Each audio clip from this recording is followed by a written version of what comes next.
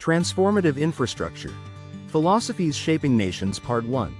Introduction and Planning Chapter 1. Infrastructure. The backbone of progress. The Roman Empire stretched across continents, not solely due to military prowess, but to the enduring stone of its roads and aqueducts. Centuries later, America's rise as an economic superpower was fueled by grand projects like the Transcontinental Railroad and the Hoover Dam. Infrastructure isn't just concrete and steel, it's a philosophy made manifest, shaping a nation's potential. This is especially true for developing economies, where the right infrastructure, or lack thereof, can mean the difference between stagnation and explosive growth. Foundations of a nation. Imagine a bustling marketplace. It's a vision of economic potential, vibrant trade, fresh produce, and the hum of opportunity. But what if the roads to reach that market are impassable mud during rains? What if food rots due to unreliable electricity and a lack of cold storage? Suddenly, that lively market becomes a symbol of unrealized potential. Infrastructure is the invisible hand guiding development. Roads, ports, and power grids form the arteries of economic activity. Without them, farmers can't export harvests, manufacturers can't import raw materials, and ideas wither within isolated communities. Businesses hesitate to invest, and people lose access to healthcare, education, and the basic services that lift them out of poverty. Case study.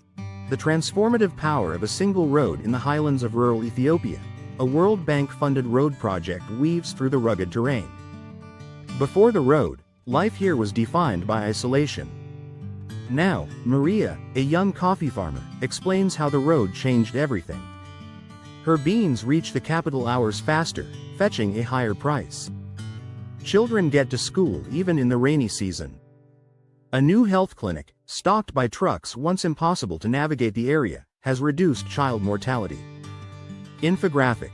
Simple map of Ethiopia, highlighting the project area. Maria's story is not unique.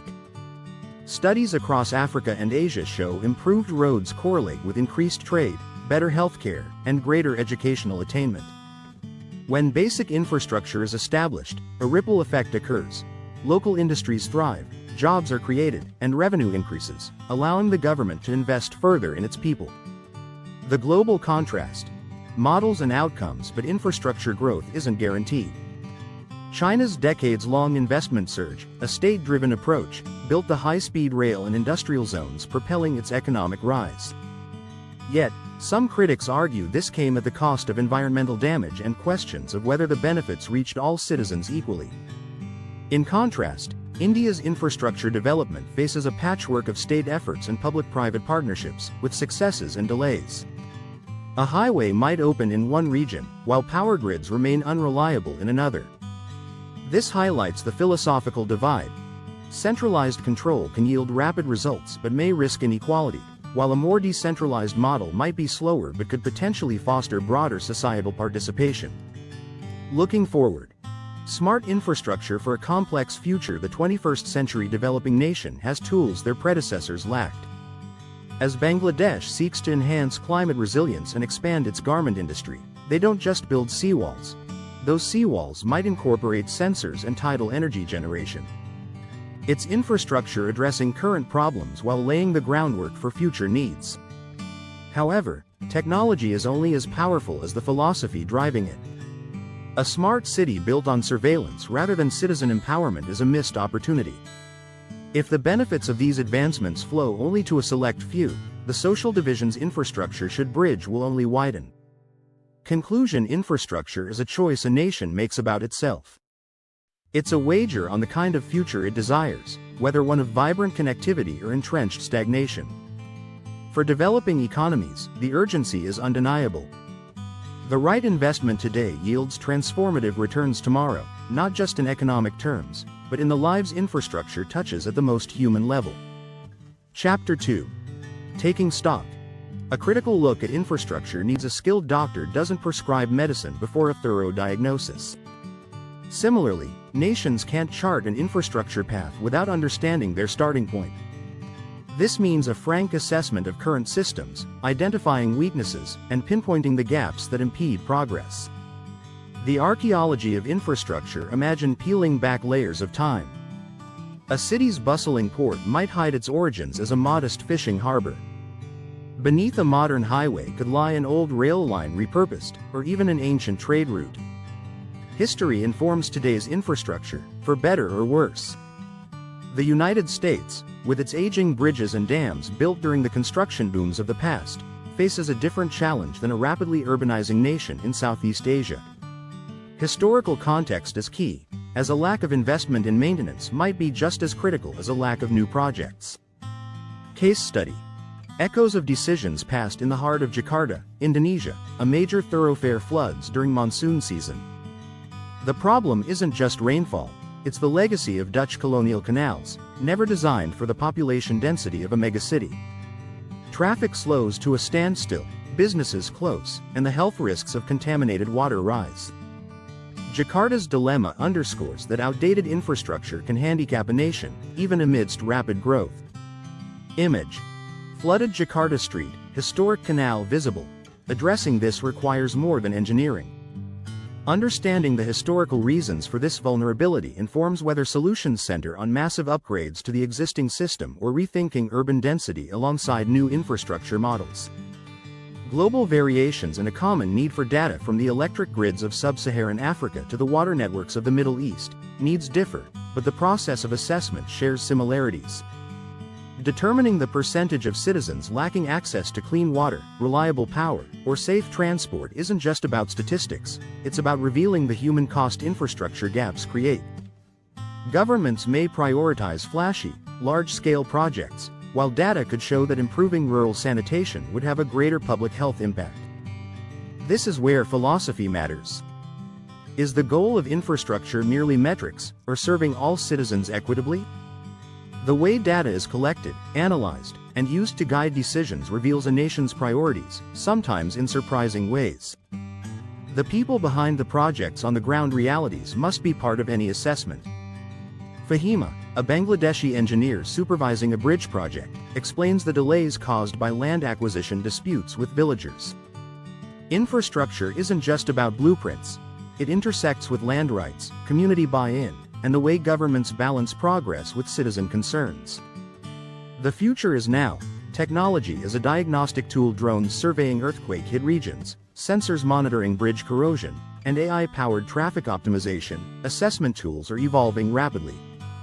These not only provide a snapshot but allow for predictive maintenance. This can be vital for cash-strapped governments, shifting the model from reacting to breakdowns towards preventing them. However, embracing technology demands a philosophical shift. Will these tools empower local communities to advocate for their needs, as seen with citizen-led air quality monitoring projects? Or could they centralize power further, obscuring realities on the ground? Conclusion: honest assessment is a brave act for a nation. Denial of limitations is a recipe for misdirected resources and disillusioned citizens. Identifying gaps shouldn't be about despair, but a powerful tool for transformation. The nations that transparently examine their infrastructure, involve the voices of those most affected, and embrace the innovative potential of assessment tools are those poised to make the most effective, future-focused infrastructure choices. Chapter 3. From Dreams to Blueprints, the philosophy of realistic goals. Every grand bridge, every vibrant port, begins as an idea. But transformative infrastructure is about more than ambition. It requires a philosophy of realism, setting goals that are visionary yet achievable, inspiring yet rooted in a clear analysis of a nation's resources and needs. Lessons from history. Ambition's double-edged sword. The Great Wall of China stands as a testament to colossal human effort. But the historical record also reveals its staggering cost in lives and labor, a toll that weighed on dynasties. In the 1950s, Egypt's Aswan Dam promised progress but brought ecological disruption and displacement. Image. The Aswan Dam contrasted with a nearby historic village. These projects remind us that infrastructure goals must be grounded in reality. Ambitious visions can galvanize a nation, but if they outpace a nation's financial capacity, technical expertise, or social cohesion, they risk becoming monuments to failure, not transformation. The global canvas. Finding what works is a state-driven top-down model the only path to rapid infrastructure growth, or can decentralized approaches yield efficiency? Does reliance on foreign investment leave a nation vulnerable to external pressures? Nations today have a wealth of case studies to learn from. Consider Rwanda's focus on steady improvements in healthcare infrastructure, yielding dramatic reductions in maternal mortality. This success wasn't about a single megaproject, but about targeted goals prioritizing accessible clinics over cutting-edge hospitals, aligning with the nation's needs and resources. Voices from the ground up. Our village finally has a paved road, but there's no bus service, says Amina, a farmer in Senegal. This mismatch highlights the need for goals that address the entire system, not isolated pieces. True connectivity requires aligning transport projects with economic planning for the communities they're meant to serve. This is where a philosophy of inclusion matters. Top-down goals may overlook local knowledge and needs. Infrastructure development involving communities isn't just about gaining support, it ensures projects align with the realities of people's lives. Budgeting as philosophy. More than numbers, limited resources are a universal reality. That makes infrastructure budgeting a key expression of priorities. Does a nation dedicate its funds to maintain existing roads or invest heavily in a high-speed rail network it may struggle to maintain? Is smart infrastructure a luxury, or could the cost of not harnessing data-driven efficiencies be ultimately higher? These aren't simple financial questions, but reflect a nation's vision of development. A long-term mindset resists the temptation of short-term, flashy projects in favor of investments in resilience and adaptability. The future demands adaptability in a world of climate uncertainty. Rigid goals become liabilities.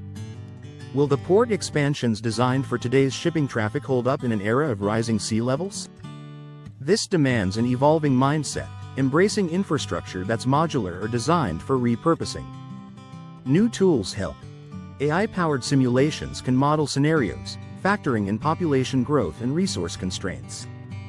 This isn't about eliminating risk but about choosing goals that acknowledge uncertainty and prioritize adaptability in the very fabric of infrastructure projects. Conclusion: setting realistic infrastructure goals is an act of both courage and pragmatism. It demands honesty about a nation's strengths and a hard look at past missteps.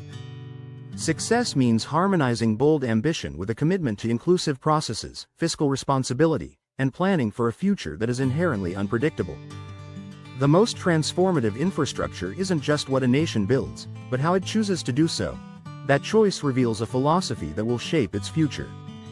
Let me know if you'd like to explore a specific type of goal setting, e.g., focusing on environmental impact, maintenance-focused goals, etc., in more detail. Chapter 4. Beyond concrete. The philosophy of building support. The most brilliant engineering feats can crumble under the weight of public opposition. Infrastructure isn't just about physical structures, it's about weaving those structures into the fabric of society. This necessitates a philosophy of engagement, recognizing stakeholders, fostering dialogue, and working towards the elusive goal of consensus. Echoes of the past. When communities are overlooked, the scarred landscape where a massive dam was halted mid-construction in the Brazilian Amazon stands as a stark reminder of what happens when communities are ignored, not engaged. In the United States, urban highway projects that bulldozed through vibrant minority neighborhoods left a legacy of distrust that lingers today. Image. Protesters in front of unfinished construction, or a historical photo of displaced communities. These cautionary tales highlight that infrastructure is never politically neutral. Those who benefit, and those who bear the costs, are rarely distributed evenly. A lack of genuine stakeholder engagement risks projects becoming symbols of division, hindering a nation's progress rather than fueling it. Seeking the middle ground. The art of consensus. True consensus is rarely about everyone getting exactly what they want. It's a recognition that infrastructure serves a common good, and compromise is how that good is achieved. But what model works best? A Scandinavian nation's culture of extensive consultation may be unrealistic in a context where rapid action is required. Does strong government control guarantee consensus, or simply suppress dissent? Consider South Korea's success in high-speed rail, where community concerns over noise pollution were addressed through innovative tunneling and compensation schemes. This wasn't a top-down mandate, but a process involving negotiation and adaptation. The voices that matter.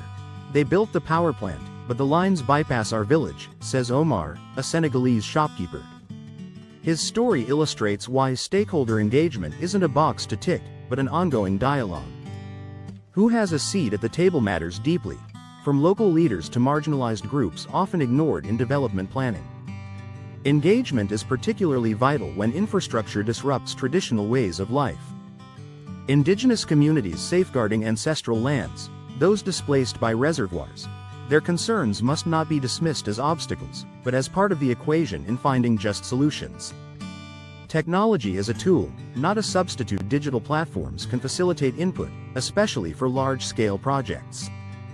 But true engagement goes beyond online surveys.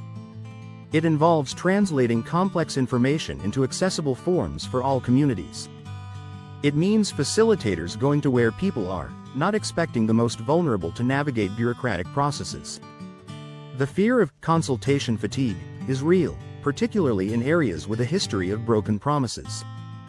This is where trust is vital, and trust requires transparency. Being upfront about limitations, the trade-offs involved, and demonstrating a genuine commitment to hearing all sides. The future.